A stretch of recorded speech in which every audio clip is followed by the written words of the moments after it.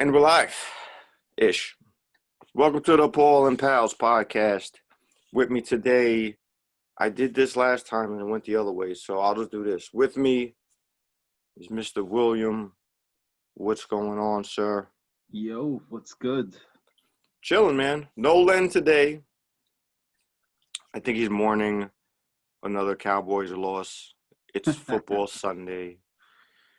But I guess we could just really kind of just go into it right there. Football. It's back, bro. Yeah, it's back.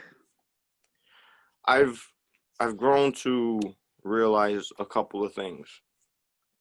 One is I can watch football. Technically, I can watch football. I realized that football is not basketball, is not baseball, is not wrestling, meaning you need a crowd there. Okay. NBA, the lesser of the three, but it's still not the same without a crowd in the NBA. Like, we all saw those pictures, like they like to do that in the playoffs, the wide shot. Yeah. Somebody hits a game winner and the crowd just at one time. Like, basketball, I'm not saying you need a crowd, but it's good to have a crowd there. Wrestling, you need a crowd. Baseball, you need a crowd. Football and UFC, you don't need a crowd. I'm learning. Especially UFC. I don't think you need it. The only thing I miss about UFC with the crowd, and Len last week missed my point because he was saying that it might be something that if there's like a hot chick in the crowd or if somebody does something silly, it's like, no, it's not that. It's the vibe that the crowd brings in. And like I said, wrestling, you need it because that you need that vibe there. Basketball, UFC, the only thing I miss about the crowd, and I could watch fight after fight of a crowdless UFC. The one thing I do miss is when they show the replay and you just see, ooh, and you hear the crowd do that. That, when you hear that, like if you see old fights and you see that, you're like, oh man, damn, like that's when you miss the crowd. But UFC, not so much. And football, and I've seen the highlights, so I haven't really seen a full game. Have you seen the game? No, definitely. I'm a highlights guy. Even before, when I used to watch football somewhat, I used to watch it a little bit and then just turn it and switch to the next game. I mostly want to see highlights. I've turned into the highlight guy. Yeah. I really have. Highlight guy. I have. Like, I'd rather just see the highlights, see the best of the game, but it's like that with all the sports. But I think there are some people there, and they might be playing fake crowd noise, but they're doing it right. If they're playing fake crowd noise, they're doing it perfect. It's not obvious then. If they are, it's not obvious to me. It just sounds like a crowd. But the camera angles are the NFL camera angles at the game. So they're not really, even when fans were there, they showed the fans, of course, but they didn't really stay with them. It was just quick views. Like this time, like with the camera angle in the NFL, like it's always the game. So you're not really caught up wanting the fans or hearing them. And they're doing good sound. They're doing a good job with the sound. So it's been working out. I'm a highlight guy too, so I've just been watching highlights, or I watched a couple games. But this goes to the other thing. I don't know, man. I think it's the coronavirus. I think somewhere along the lines, my mentality on things have shifted. I don't know if it's because I'm not liking sports because of the coronavirus, or now that the NFL's here and I don't care. Yeah. You know what I mean? Like, I don't know if priorities changed. I don't know. But right now, I have, for the first time in my life, zero cares about sports. They mean nothing to me right now. I don't know if it's the era or that we're in now, or I don't know. Same here. I used to sometimes. Well, I'm mostly basketball. I love basketball. more than all the other sports and MMA, but I'm the same way. Like before, I used to schedule around it, like, oh, this fight is coming on or this game is coming on, so I got to do this before that so I can be home to watch it. Now I'm just like, if I catch it, I catch it. If I don't, I don't. Yeah. Yeah. And even now, when I start to like, I have no interest. I start to see it, and like I just, it doesn't hold my attention. Yeah, I have to say it's the same with me also. Yeah, Sorry about that. no, it's okay. Yeah, just doesn't hold my attention, man. I can't. I don't know. Maybe it's just a new. I've leveled up priorities. I don't know. I couldn't call it, but yeah, don't have that same desire. And I can't even say that it's because I got like money riding on it, because I before, when I used to bet on it, I used to be into it more. But it's like I'm not even like my dad. My dad is like 65, 66, something up there, and this guy is still, he'll have like multiple TVs with multiple games up. My mom's like Ooh. being mad pissed, like, why you gotta have football on every channel or every TV or whatever? He's like looking at every game, going to different rooms, looking, going back to like, Your dad's I'm like just not that guy. your dad's like Sam Rothstein in the casino.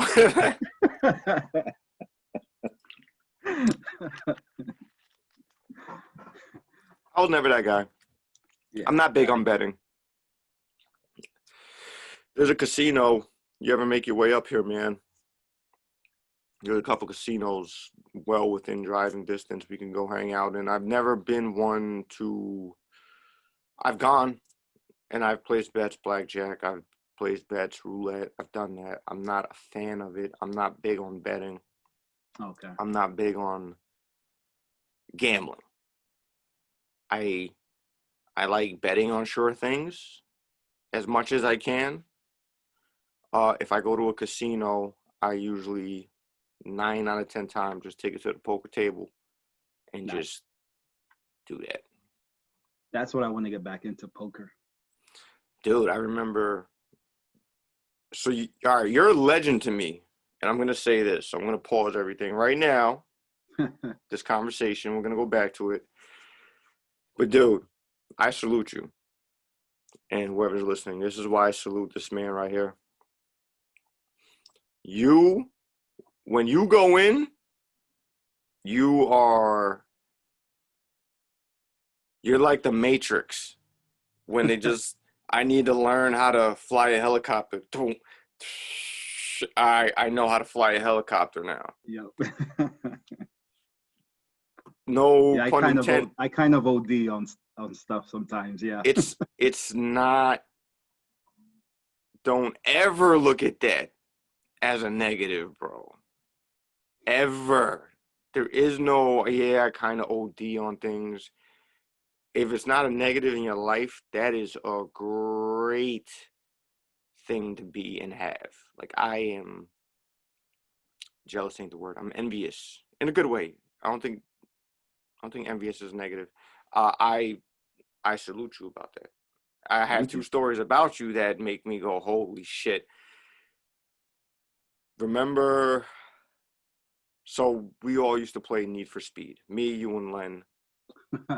You and Len used to live together with Milt in the I Bronx. remember this.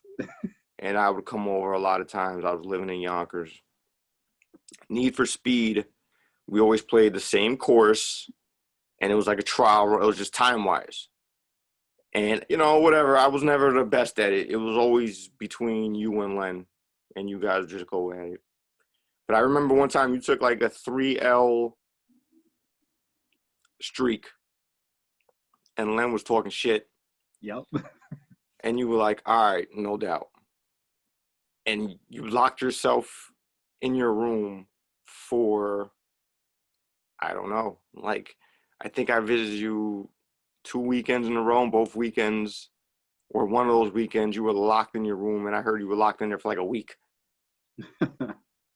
So when you Yep. came out, you had mastered that board. Every turn, Yep. Every turn. I knew every each turn was coming up. every crack in the street, every speed bump. You knew where all the strip clubs were.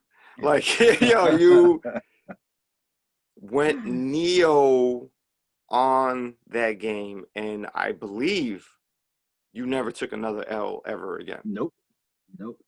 Like, Because what's interesting about that Need for Speed too is they would have you go through the course regular, and then sometimes they'll have you go through the course backwards. So I actually mastered it the regular way and backwards. I played it so much because I was so pissed. I was never in contention to beat you guys. When you mastered that, I stopped playing. Like, I was like, I'll just watch you guys. Like, or I'll watch you win. I'll watch you win. Because at that point, you just mastered it. You literally were Neo flying in the game like so that's one thing. And I guess coming back full circle, talking about poker, you were going online poker heavy. And, win some, lose some. Like any poker person starting out or until you become a pro at it, more losing than winning. Right. And then you locked in again. You were like, yo, fuck this. And you played, like, people came by the crib to play poker, right? Yep. I remember. And I played at school too. Yep. And I remember you were just like, yo, fuck this. I'm going to master poker. And you can never master poker. Let's, Right. I'm not saying you can master that. But you went in, you locked your door, came back out, had like a wizard beard, and you were just like, let's play poker. Yep. And then at that point, everybody became a novice compared to you because you learned the game. Yep. And you were so repetitive. Like, you were just doing sessions of online. Like, I'm figuring this out. Yep. Yep. So, again, I salute that. Like, don't ever put a negative tone on that, man. That's willpower, no pun intended, because you're will, but that's willpower that, bro, 9 out of 10 people lack. Like, don't ever take that for granted. That's a gift. Thanks. Thank you. And as long as you're utilizing that towards anything to help you grow, man, you're good. Like, just keep that mentality to do it. I remember, I think it was a Warren Buffett who had an interview. Uh-huh. And they were talking to him, and he said, yeah, when I got out of school, I thought I had to have this killer-like business mentality because that's what everybody had. Big business. You know how to conduct yourself. This is how you're supposed to do things. He said it surprised him that when he got to that level, he was above everybody else because nobody had that mentality. Okay. Don't expect everybody to have that mentality, especially in that type of profession, because people are people. End of the day, man, people are people. So and more times than not, people don't have that get up and go to do things. They don't have that willpower. I say that as personal experience. I'm still trying to get things together in life. So, dude, like I said, man, when it comes to that, I definitely salute you with that. That's, man. Thank you. Thank you. Nah, no doubt.